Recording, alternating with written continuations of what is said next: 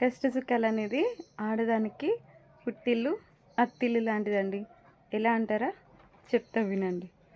ఒక్కరోజు 2 రోజులు పుట్టింటికి వెళ్ళి ఏ ఆడపిల్ల అయినా సుఖపడవచ్చు, తప్పులేదు. కానీ ఎన్ని రోజులు?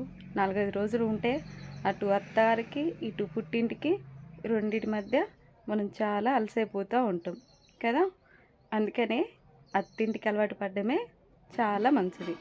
అంటే కష్టానికి అత్తింట్లో కోడలకు సుఖం ఉంటుందా? అసలుకే ఉండదు.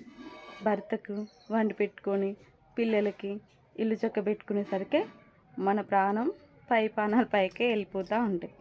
అంటే కష్టానికి అలవాటు పడ్డ ఆడిది అత్తింటిని పుట్టింటిని రెండు సరి సమానంగా చూసుకోగలుగుతుంది.